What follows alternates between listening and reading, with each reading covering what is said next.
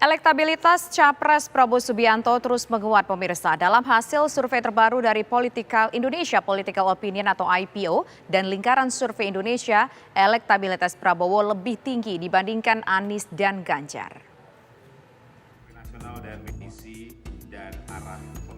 Dari hasil survei terbaru Indonesia Political Opinion atau IPO periode November 2023, elektabilitas Capres Prabowo Subianto mengungguli Anies Baswedan dan Ganjar Pranowo.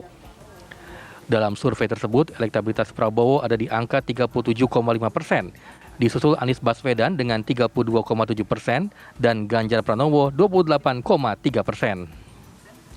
Bahkan ketika disandingkan dengan pasangan cawapresnya, elektabilitas pasangan Prabowo Gibran ada di angka 36,2%, Anies Muhaimin 34,1%, dan Ganjar Mahfud 27,1%. Menguatnya elektabilitas Prabowo didapat dari para pemilih muda yang suka dengan branding Prabowo Gemoy. Kenapa angka ini tinggi? Karena sekali lagi anak-anak muda itu mereka hanya akan mengikuti tren. Ya ini contoh sederhananya saja lah ya. Iya misalnya dengan istilah gemoy yang sekarang di Prabowo Subianto. Goyangan Prabowo yang kemudian dieskalasi menjadi gerakan-gerakan tren, begitu kan kira-kira. Itu anak-anak muda akan menyukai itu dan berpeluang itu akan menarik mereka untuk memilih, tapi memilih dalam batasan tren. Bahwa ketika memilih Prabowo itu ya saya masuk bagian dari grupnya Prabowo yang menyenangkan, yang ceria dan segala macam. Selain dari Indonesia Political Opinion, lingkaran survei Indonesia juga telah merilis survei elektabilitas Capres-Cawapres terbaru. Hasilnya, pasangan Prabowo Gibran unggul dengan angka elektabilitas mencapai 40,3%. Disusul pasangan Ganjar Mahfud dengan 28,6% dan pasangan Anies Muhaimin dengan elektabilitas 20,3%. Dari Jakarta, tim TV One mengabarkan. Untuk mengetahui lebih jauh pemirsa hasil survei elektabilitas Capres-Cawapres dari lingkaran survei Indonesia, kita akan berbincang dengan Aji Alfarabi selaku peneliti dari LSI. Selamat sore Mas Aji. Halo Mas Aji. Selamat sore Mbak Tisa. Ya. Mas Aji, 40%, angka yang halo, cukup selamat tinggi. sore Mbak Tisa. Apa faktor yang membuat elektabilitas Prabowo ini tampaknya terus menguat dari hasil pemantauan LSI? Iya, terima kasih Mbak Tisa. Jadi kita baru saja selesai rilis hasil survei terbaru LSI dan IJA ya, yang datanya kami ambil di tanggal 6 hingga tanggal 13 November 2023. Jadi baru saja selesai kami rilis di kantor. Dan memang dari data yang kami temukan ya, saat ini Prabowo Gibran adalah pasangan yang paling tinggi elektabilitasnya mencapai 40,3%, disusul Pak Ganjar Mahfud 28,6 dan pasangan Anies Muhaimin.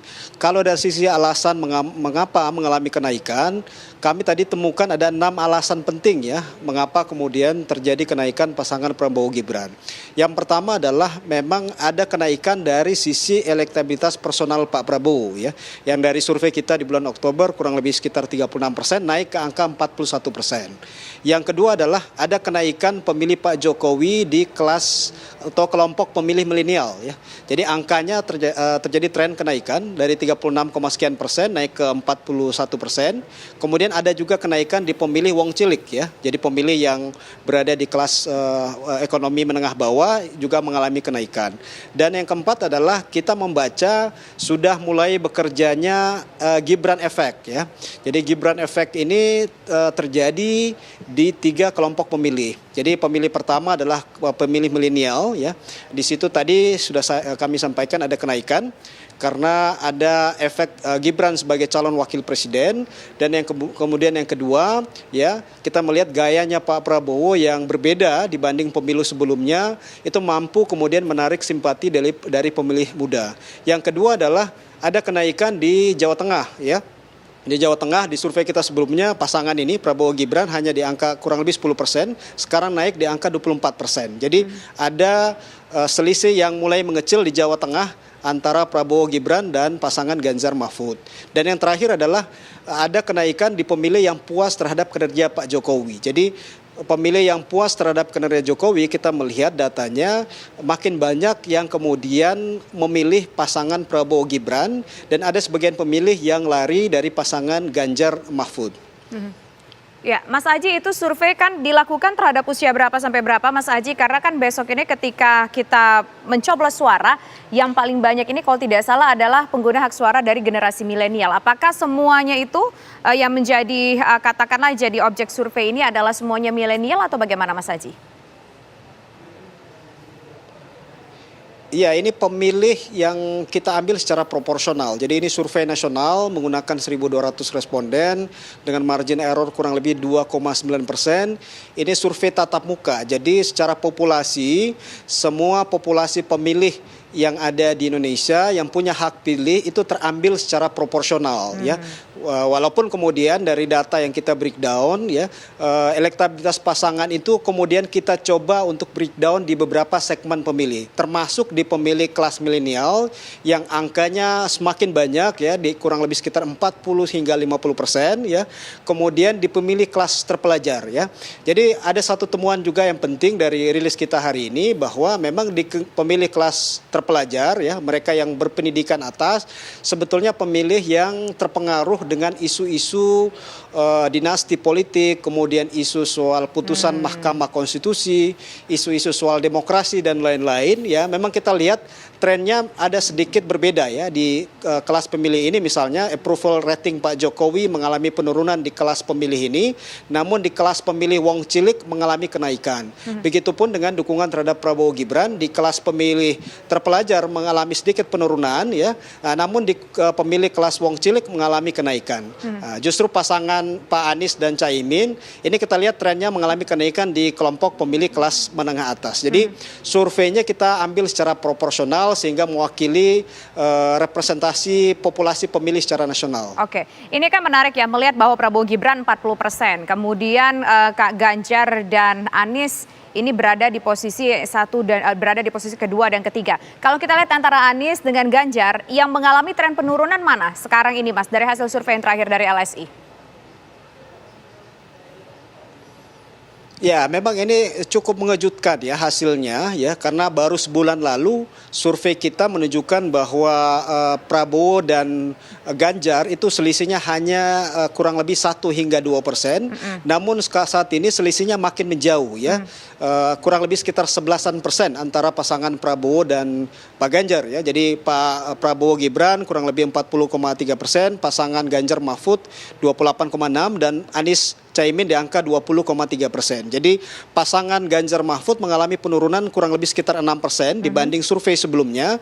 Sementara pasangan Anies Caimin ini justru mengalami kenaikan dari 15% naik ke 20%. Jadi ada penurunan elektabilitas dari pasangan Ganjar Mahfud. Dan kalau kita lihat dari data temuan survei terbaru kita, ini tadi sudah kami juga sampaikan dalam rilis kami bahwa Pilpres kemungkinan terjadi dalam 2 putaran dan pasangan Prabowo Gibran adalah pasangan yang sudah bisa meraih tiket untuk masuk ke putaran kedua ya, minimal dengan mengacu survei kita per hari ini dan 1 tiket lagi masih diperebutkan antara pasangan Ganjar Mahfud dan pasangan Anies Caimin. Mengapa kemudian kita mengatakan 2 pasangan ini masih bisa memperebutkan tiket kedua? Karena kita lihat selisihnya mulai mengecil ya antara Ganjar Mahfud dengan Anies Caimin. Oke, kalau seandainya nanti masuk ke 2 putaran, suara masing-masing ini apakah nanti, katakanlah kalau 2 putaran, apakah nanti akan ada sesuatu gebrakan, apakah nanti orang yang kedua selain Prabowo Gibran ini justru akan mendapatkan sumbangan elektabilitas dari pasangan lainnya yang tidak masuk ke putaran kedua, apakah itu sudah terbaca, Mas Aji? Ya, kalau kita buat simulasi, walaupun tadi tidak kita rilis dalam survei kita hari ini, tapi dalam simulasi head to head, memang saat ini Prabowo Gibran melawan siapapun ya, melawan Ganjar Mahfud ataupun melawan Anies Caimin di putaran kedua, posisinya Prabowo Gibran masih unggul ya dibanding dua pasangan lainnya ya, baik melawan Ganjar Mahfud ataupun melawan Anies Caimin. Tapi yang menarik adalah kita melihat tren ya, walaupun trennya hanya sebagian yang lari ya, tapi dari temuan survei kita hari ini terlihat bahwa pemilih Ganjar ini sebagian sudah mulai masuk ke pasangan Anies Caimin, walaupun angkanya belum terlalu signifikan ya. Ya, Mas Aji, terakhir, apakah kira-kira angka ini akan konsisten sampai dengan nanti masa pemilihan suara, pemungutan suara 14 Februari? Apakah kira-kira ini ada kecenderungan yang konsisten atau mungkin nanti kondisi akan bisa berbalik, Mas Aji? Ya, saya melihat dua hal yang biasanya menjadi hukum dalam elektoral dalam pemilu kita. Yang pertama adalah bagaimana kemudian masing-masing pasangan capres mengelola sentimen positif dan sentimen negatif di dalam 2 bulan terakhir ini ya. Jadi kalau kemudian sentimen negatif bisa diimbangi atau bahkan bisa kemudian lebih kuat sentimen positif dalam waktu 2 bulan ke depan, maka elektabilitas pasangan calon bisa stabil atau bahkan naik. Tapi kalau kemudian justru sentimen negatifnya makin banyak, maka ini juga akan bisa menurunkan suara dari pasangan calon. Yang kedua adalah kita melihat masih ada 10,8% pemilih yang belum menentukan pilihan, dan ini sebetulnya masih punya kans untuk memilih di antara ketiga pasangan calon, sehingga sedikit akan mengubah peta dukungan.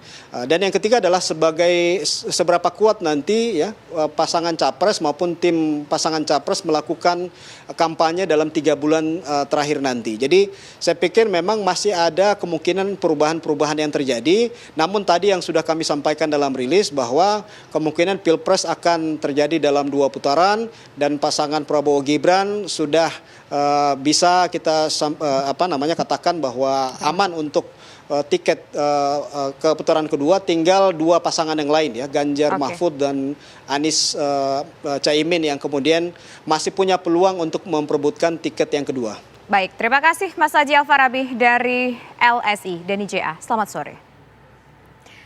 Pemirsa, usai jeda berikut kami akan kembali dengan sejumlah informasi penting lainnya, termasuk apa-apa saja larangan pose berfoto bagi ASN di masa pemilu tahun 2024 ini. Tetaplah bersama kami.